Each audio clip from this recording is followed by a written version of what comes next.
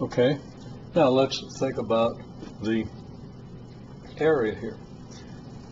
If you recall, we saw previously the idea that whenever the quantity represented in the vertical direction by the altitudes of a trapezoid is a rate of change of some quantity with respect to whatever quantity is represented by the horizontal axis, then this should have a meaningful interpretation. And if that's not the case, it's not a hard and fast rule, but if that's not the case, you usually don't have a good interpretation. Now, in this case, there is actually a good interpretation of this unit Newton times meter in certain context. So, without describing that context too much, let's go ahead and see what this might mean. Okay? Well, first, the area is average altitude times width, which is average force multiplied by change in position.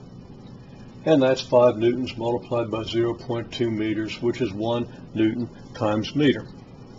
Now, it turns out that when you multiply a force by a change in position, you do get a meaningful quantity.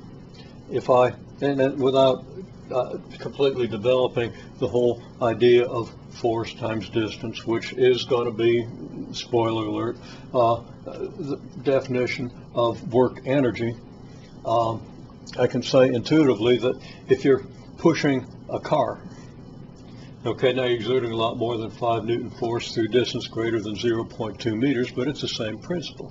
If you're pushing a car, the harder you push, the more work you do over a given distance.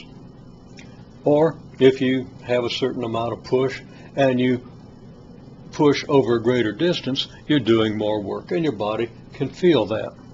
Now, we're not going to get into at this point, into the subtleties of that definition. That comes later in a physics course, okay?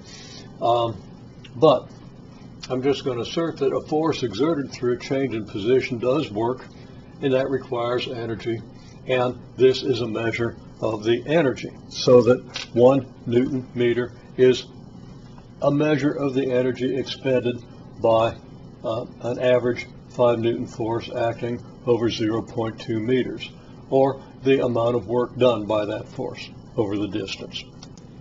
So I'll simply make the assertion that 1 Newton meter is the work done or the energy expended by a 5 Newton force acting through a displacement of 0.2 meters.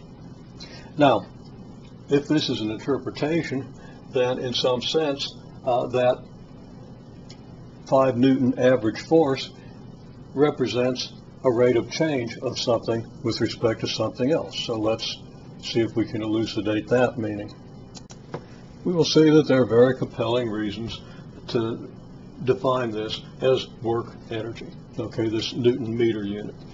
So we give it a name in honor of one of the early investigators in work energy thermodynamics, a guy named Joule.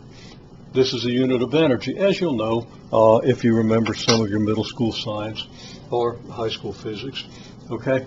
And now we can say that, well, if a Newton meter is a joule, which is implicit here, then a Newton is a joule divided by a meter. So a Newton is a joule per meter, and then force is the average rate of change of whatever's measured by joules, which in this case is, in a sense, work energy. I give a better statement here with respect to position. Okay? Force is the average rate of change with respect to position of whatever the joule unit represents. So now this graph does have a meaning in terms of, or this area does have a meaning in terms of an average rate of change multiplied by the change in this quantity here. More specifically, it's an average rate of change. The Newton is the average rate of change of work energy, in a certain sense that I haven't qualified, of work energy with respect to position. So when you multiply the number of newtons by the change in position, you get the amount of work energy. Now that's a subtle point. You won't maybe completely grasp it right now. One of my goals here is just to show you that there are contexts where in the first place this isn't always time, and in the second place it's not always clear just how this quantity might be a rate of change of this quantity, and it's something we want to maybe keep in mind, but it's a much more subtle point that we don't worry too much about right now. Just a little more. So we say that 5 newtons is the average rate of change at which energy is expended with respect to the changing position, when we understand the subtlety that a newton is a joule per meter in the right context. And again, we won't worry about the details of that. So that 5 newtons is 5 joules per meter in the area of this trapezoid, therefore represents 5 joules per meter by multiplied by 0.2 meters, or 1 joule.